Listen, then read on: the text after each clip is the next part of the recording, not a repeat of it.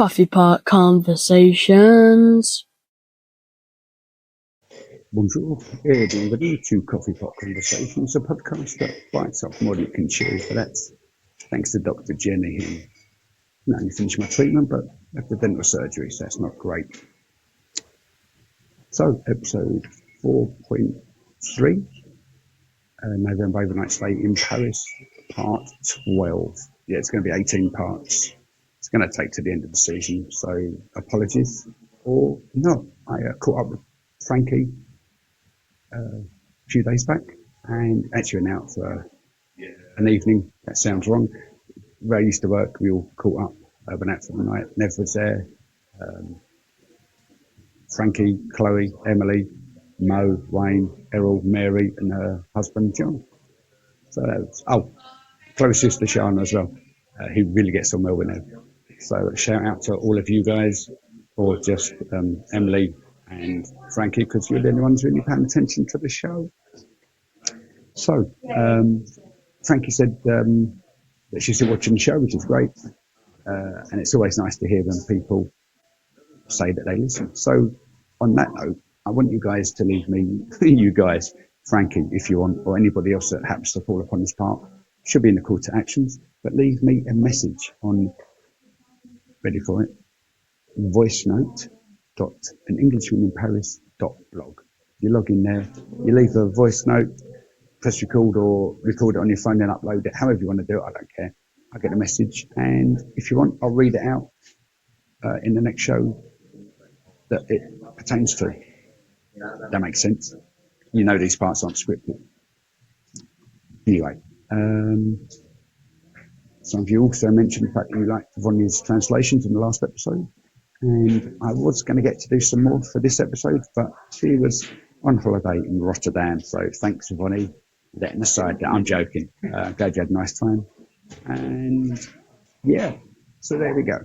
Oh, I know you guys don't like all this fancy bits just before I get into news, which some of you don't like either, but I test drove a Tesla the other day.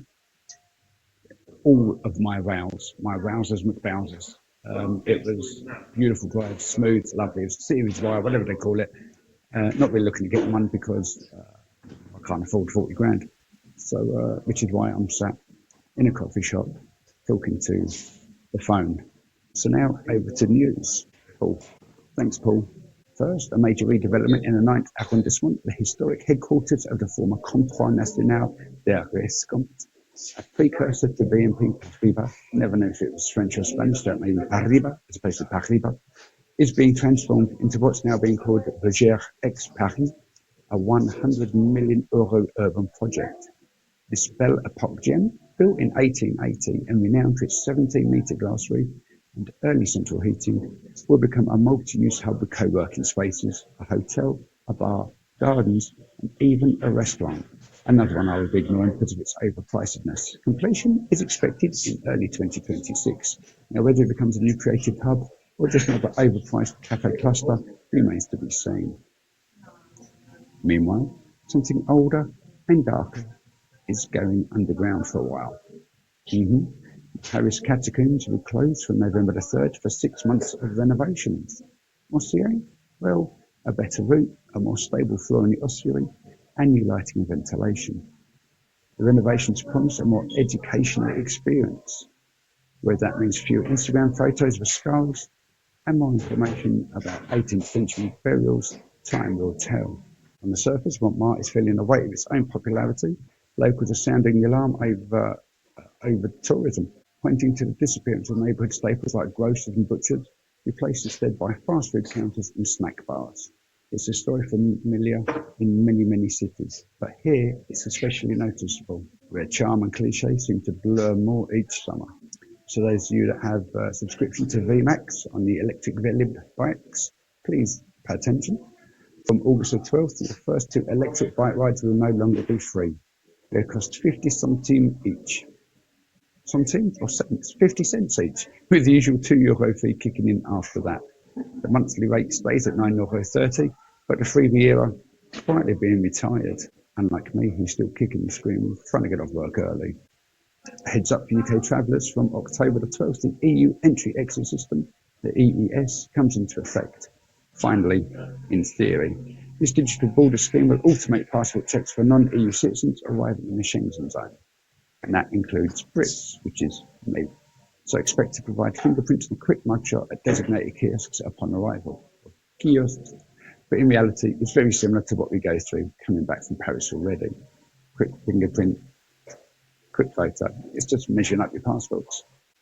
In talking of which, ETIAS, the EU's travel authorisation system, is expected to launch in 2026, generally 6 months after. But this doesn't record your biometric comings and goings. It just requires UK travellers to apply online and pay a fee, which is now going to be €20 before entering any Schengen country. So you can think of that as, the EU showing that they miss the UK, but not that much. And that's the news for the episode. Now, over to Rory. Coffee Pot Conversations. Okay, so I had a little pit stop on the way. I had two. It was 2 benches, which can be seen along there, as well as many, many benches along here, but I didn't sit on those ones. So I've come from Place de Concorde down there, spoke to Rory and Jasper. They got day off, inset day. Petit Palais, Grand Palais, didn't even bother checking the maps because, hey, back in Paris, I know where I am.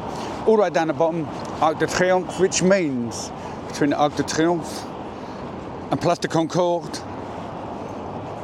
cutting through Avenue de Churchill, I believe, is this long road, which is Champs-Élysées. Yes, it is. So now I've just got one long walk. From there, I may take the metro because my legs are a little bit tired. Done a lot of walking, a lot of talking. Rory asked how it was going. So, being honest, it's not been good. Face aside, accommodation aside, not good. The walking down the street, not a problem. I can talk about that stuff. The sitting in a coffee shop recording, which is really what I wanted to do, also not good. Excuse me. But doesn't matter. I'm getting there slowly.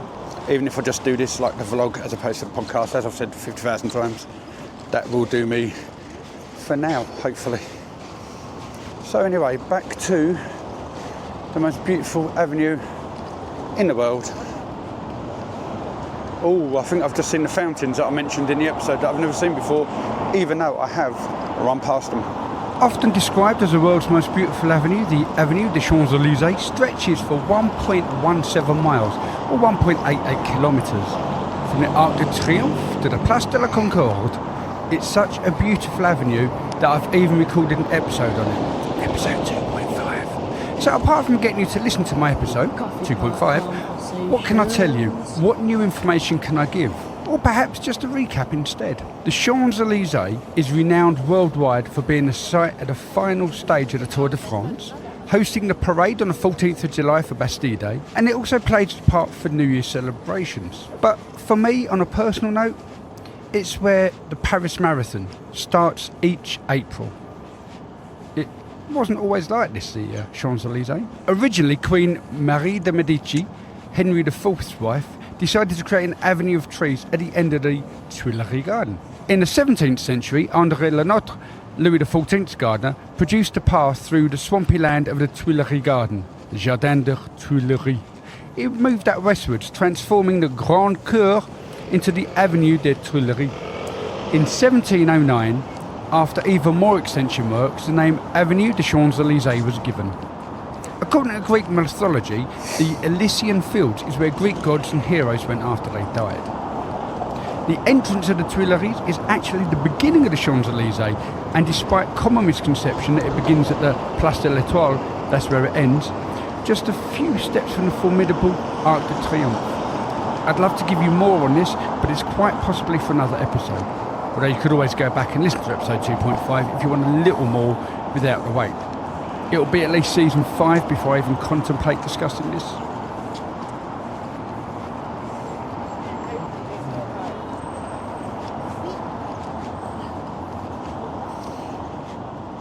Sorry to interrupt again. I believe that this was the one where the boys had their crepe, despite me calling it originally a churros. And I think that was the one where Rory had set the Jasper to try and shove it in his mouth in one go, and it just got covered all over, as expected.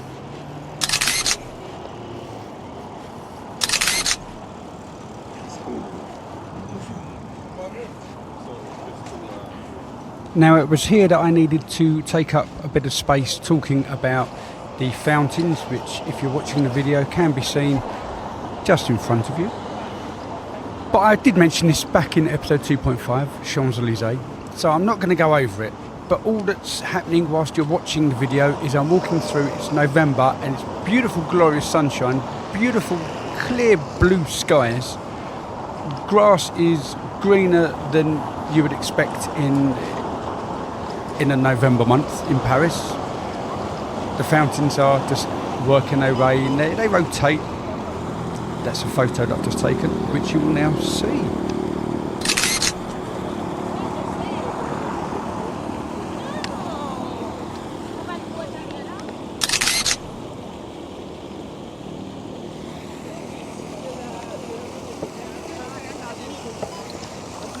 Now again, as I mentioned in the episode about Champs-Élysées, so I don't remember how many Swarovski crystals involved in that, but it doesn't look like there's many. Difficult to say, but there's 1, 2, 3, 4, 5 and 6. I promise you, there are 6. I don't know where the crystals are. Maybe they're highlighted more during the day, during the night, when the lights are working. I've got Green Man, let's go. For those of you not watching, I'm just crossing the road, going over zebra crossing, and I'm about to take a photo of another fountain, which is identical to the photo I've just taken before. It's identical to the fountain I've taken before. The photo's different. Different photo, different fountain.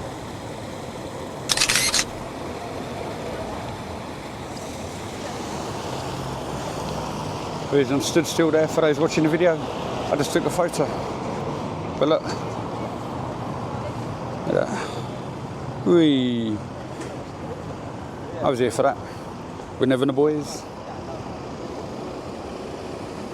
I better get out of the road.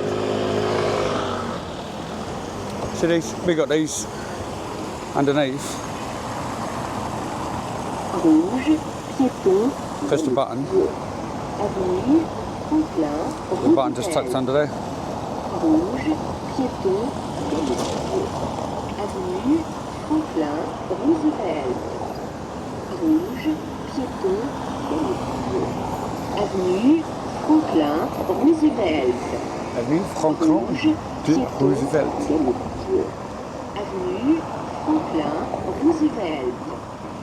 Rouge, piéton, avenue Franklin Roosevelt. Rouge, piéton. And that noise? Green light. Green Man, but you get the idea. Crossy time. They're going to come up to the shop where Nev and I went to get our running bibs for the Paris 10K. Just over there,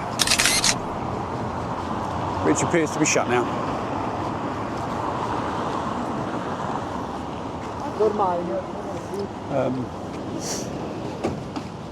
We've got holdings, so I don't know if they're doing it up, or if it's shut down properly. Difficult to know. I know it was alright. It wasn't a great shop. They didn't have everything that we wanted. I think everything for she's in it for something. Socks, basketball socks, I think. But yeah, didn't have, so they've shut this one down.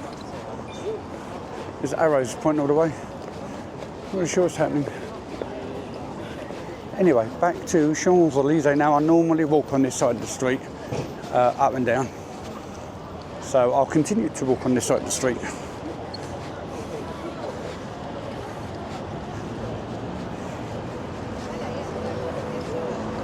This isn't great podcast listening, podcast viewing, podcast material. It's quite literally me walking down the Champs-Elysees in November 2024. Yeah, the sky's blue, which is lovely. The trees, they've still got leaves. But there's pavement and there's buildings and there's shops. I've never really understood what it is about the Champs-Elysees that people find so enthralling and encapsulating. Yes, I understand the history, and yes, there are expensive shops, but there are more expensive shops in other parts of Paris. I just don't really get it. But, you know, it's a nice wide street.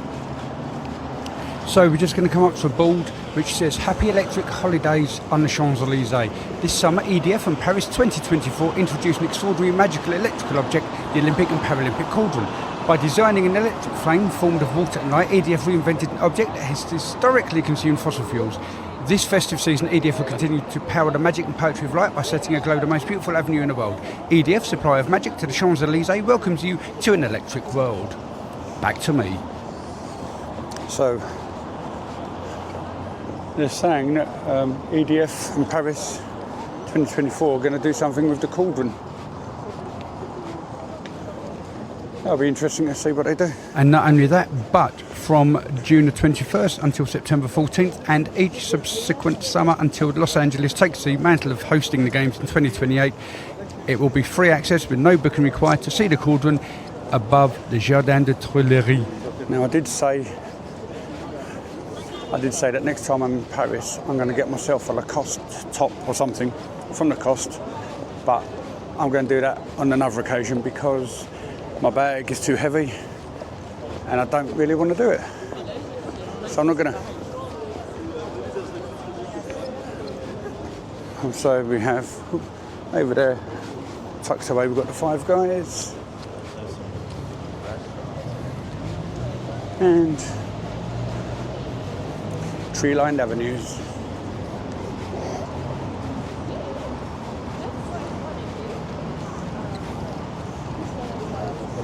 I've also got along this way, oh look, it's a fisherman. But more importantly, or equally as important, slightly different topic, Galerie Lafayette advertising Wicked.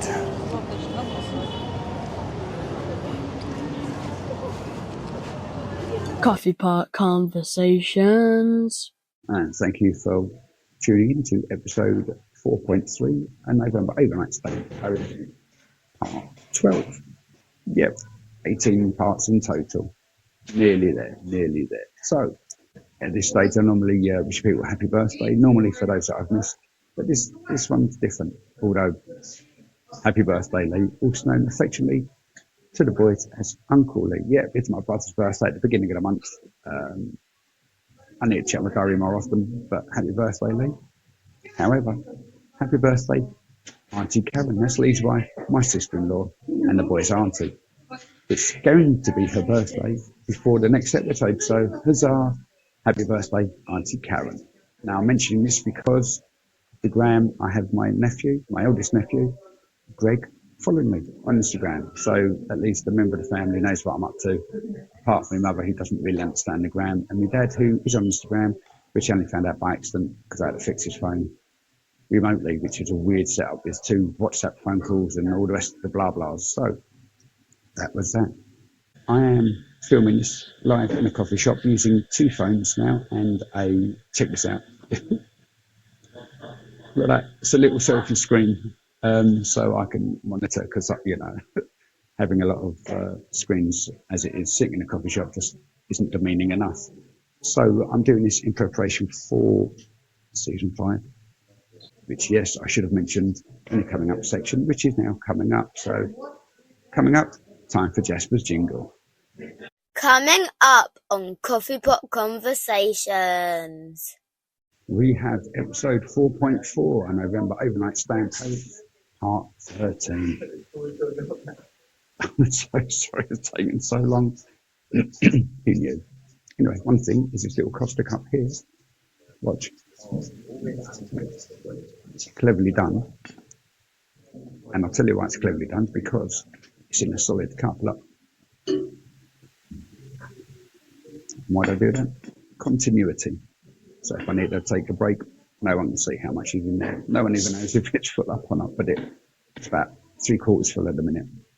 Anyway, coming up is much after this, next year, season 5. In the interim, I am prepping, because it's going to be a different style of episode, different style of season. I don't want to give too much away, but it's going to be me talking. So it's going to be sort of like season 2 where I talk, but you're going to see me talking, unless you just want to listen, in which case, you know, you can put it on YouTube and not watch. Listen to Spotify and Apple Podcasts. I cannot for the life of me get video on Apple Podcasts. I've tried. It's just not happening. No one's doing RSS feeds with video. So I'm not going to be doing that.